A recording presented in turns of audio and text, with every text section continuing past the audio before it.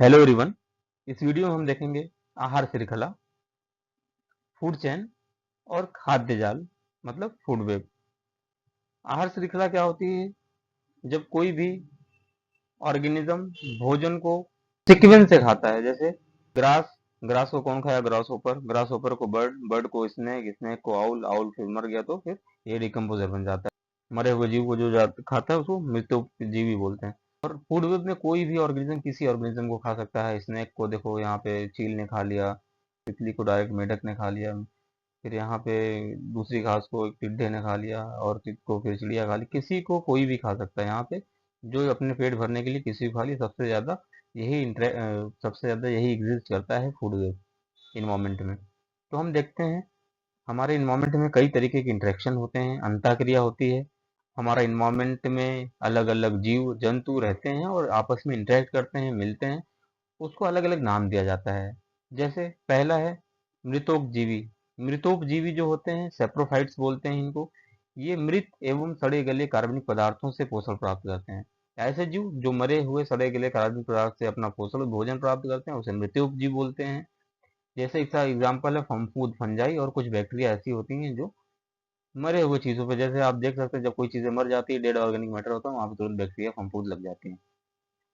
इसमें क्या होता है, एक माइक्रोब होता है, उसको प्लस इंटरेक्शन होता है। जो डेड मैटर होता है वो तो माइनस कुछ है ही नहीं, इसलिए डैश लग गया। ये माइनस नहीं है, डैश का निशान है।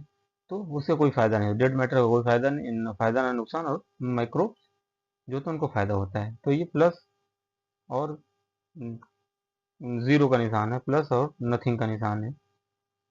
दूसरा है सहभाजिता, सहभाजी सहजीविता। जब दो जीव एक साथ रहते हैं और दोनों एक को लाभ होता है तो सहभाजिता कहलाता है। चलो भैया तुम भी खाओ मैं भी खाऊं, तो दोनों प्लस प्लस इंटरेक्शन होते हैं। सहभागिता को सिम्बायोसिस रिलेशन बोलते हैं। ये देखने को मिलता है लाइकेन, राइजोबियम और पौधों में।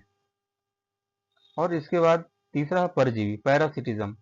जब एक जीव दूसरे जीव पर निर्भर रहकर उसे नुकसान पहुंचाता है। जैसे पैरासाइट, पैरासाइट हमारी आंत में अगर कोई पैरासाइट घुस जाता है तो फिर वो हमें प्रॉब्लम क्रिएट करता है। उसको तो फायदा हो जाता है, अपना भोजन ले लेता है, लेकिन हमें नुकसान करता है।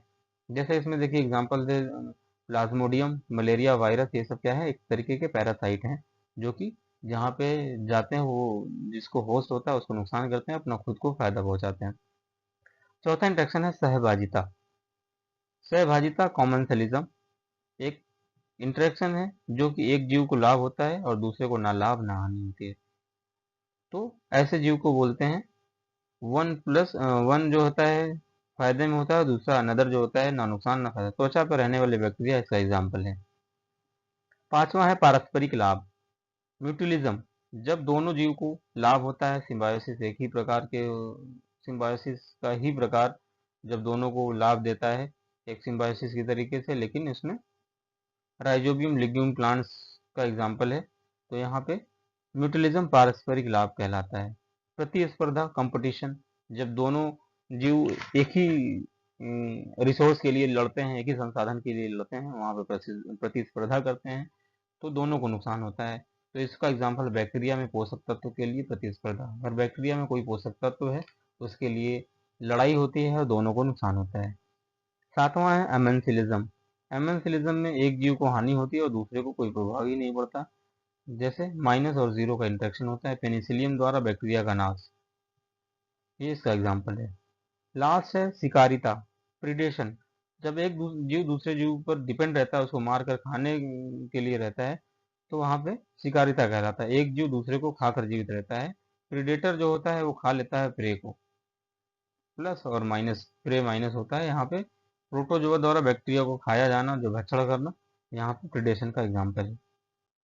अब हम बात करेंगे पारिस्थितिकी तंत्र क्या होता है। पारिस्थितिकी तंत्र में ऊर्जा और पोषक तत्वों को प्रवाह के लिए समझने के लिए आहार श्रृंखला और खाद्य जाल फूड वेब को महत्वपूर्ण अवधारणाएं हैं। क्योंकि जब हम खाद्य जाल और फूड फूड वेब की बात करेंगे, खाद्य जाल, आहार श्रृंखला और खाद्य जाल की बात करेंगे, तो पारिस्थितिक तंत्र में उसमें क्या होता है, ऊर्जा और पोषक तत्वों का प्रवाह होता है। और उसको समझने के लिए आहार श्रृंखला और खाद्य जाल की दो महत्वपूर्ण अवधारणाएं हैं। यहाँ इन्हें दिए गए हैं नोट्स की तरीके से। यहाँ पे आप देख सकते हैं आहार श्रृंखला। आहार श्रृंखला मतलब फूड चेन। आहार श्रृंखला जीवों का वह क्रम है जिनमें एक जीव दूसरे जीव को भोजन के रूप में खाता है। जैसे मान लीजिए, अपना एग्जाम्पल ले लीजिए, जैसे हम लोग दूसरे जीव को मुर्गा, मछली, मीट कुछ भी उसको मार के खाते हैं, तो ये भी एक श्रृंखला है। हम किसके लिए खाते हैं? या तो हमें ऊर्जा मिले, जिससे ऊर्जा का एक दिशीय वन वे स्थानांतरण होता है।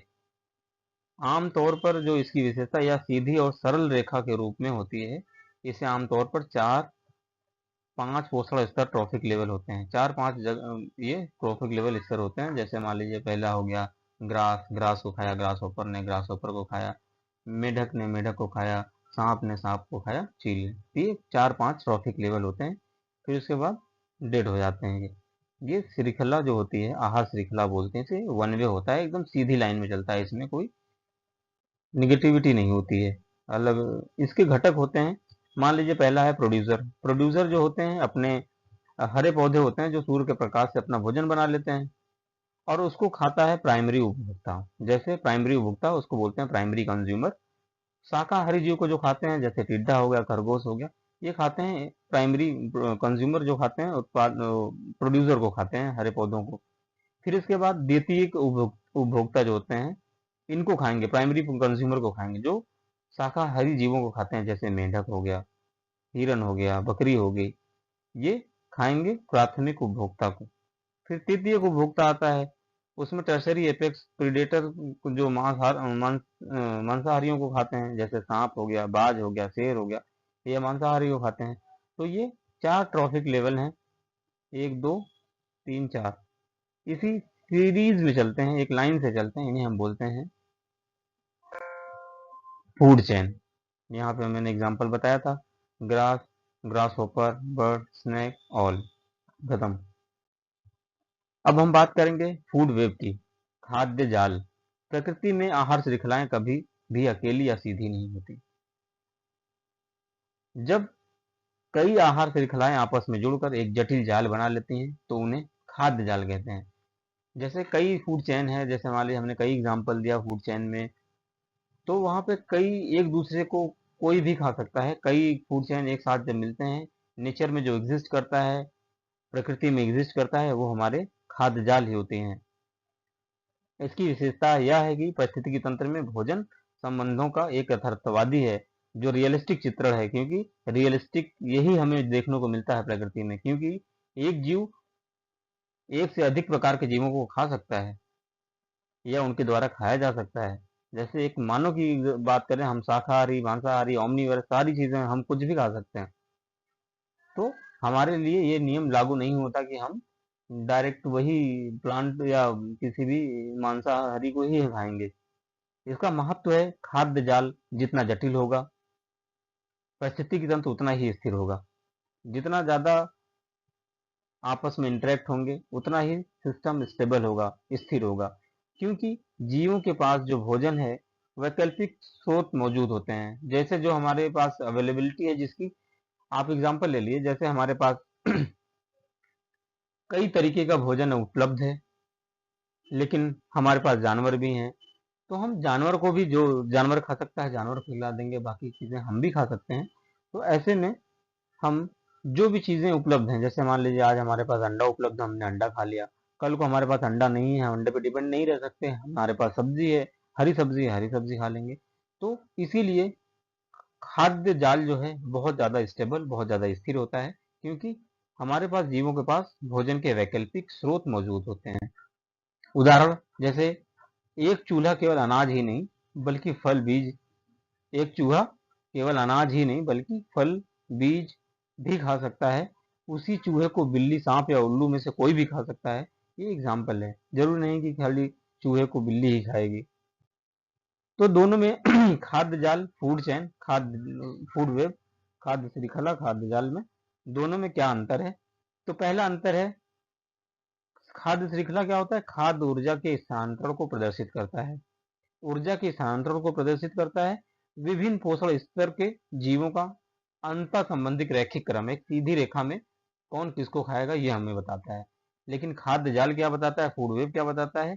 खाद्य जाल के खाद्य जाल ऊर्जा के स्थानांतरण के वैकल्पिक मार्गों को विभिन्न पोषण स्तर के जीवों में प्रदर्शित करता है। अंतः संबंधित जाल अनेक खाद्य श्रृंखलाओं से बना होता है, जो कि ऊर्जा के स्थानांतरण तो करता है, लेकिन वैकल्पिक मार्गों से, मतलब कौन किसको खाने के लिए उपलब्ध है, जो उपलब्ध हो जाता है उसी को खा लेता है। अब दूसरा अंतर है सरल होने के कारण भेद सरलशील, कोई कड़ी टूटने पर श्रृंखला नष्ट हो जाती है। एक आदमी अगर मान लीजिए अगर हम चूहा डिपेंड है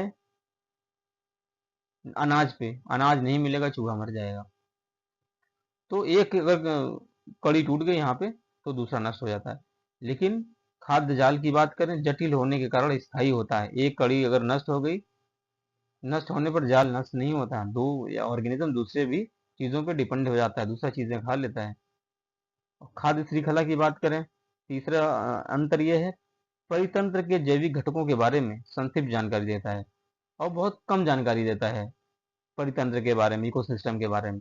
लेकिन खाद्य जाल जो होता है परितंत्र के जैविक घटकों की संरचना की विस्तृत जानकारी देता है, बहुत डिटेल में जानकारी देता है ये, क्योंकि ये बताता है कि कितने तरीके के पिरामिड होते हैं, इसका नंबर क्या है, कौन किसको खाएगा, ट्रॉफिक लेवल क्या है, सारी चीजें बहुत डिटेल में बताता है। और खाद्य जाल में ऊर्जा का जो प्रवाह होता है उसकी गणना बहुत सरल है कि कौन किसको खाया, कितने अमाउंट में उसके पास ऊर्जा गई। लेकिन ऊर्जा का प्रवाह की गणना अगर हम खाद्य जाल में बात करें तो ये बहुत जटिल है। खाद्य श्रृंखला एक जीव केवल एक ही पोषण स्तर को प्रदर्शित करता है, लेकिन खाद्य जाल जो होती है एक जीव को अधिक पोषण स्तर पर प्रदर्शित कर सकता है। हम यहाँ पे देख सकते हैं आहार श्रृंखला और खाद्य जाल में अंतर क्या है। खाद्य जाल और खाद्य श्रृंखला में, खाद्य जाल जो फूड वेब है, यहाँ पे मेढक किसको खा रहा है, सांप को भी खा रहा है, मेढक को चील भी खा जा रही है, और मेढक जो घास को, टिड्डे को मेढक खा रहा है, छिपकली भी खा रही है, फिर चूहे को भी सांप खा रहा है। तो ये कई तरीके की श्रृंखला है, कई जगह से कोई किसी को भी खा सकता है, जो जिसके लिए अवेलेबल है उसको खा लेगा। लेकिन यहाँ पे एक सीक्वेंस चल रहा है, घास प्राइमरी कंज्यूमर खाएंगे, फिर सेकेंडरी कंज्यूमर, यहाँ से सेकेंडरी के टर्शरी कंज्यूमर जो एपेक्स होता है, फिर ये चील हो तो एपेक्स बॉडी होती है, फिर उसके बाद जो भी होता है वो डिकम्पोज हो जाता है, फिर उसको मृतोपजीवी फिर खाते हैं।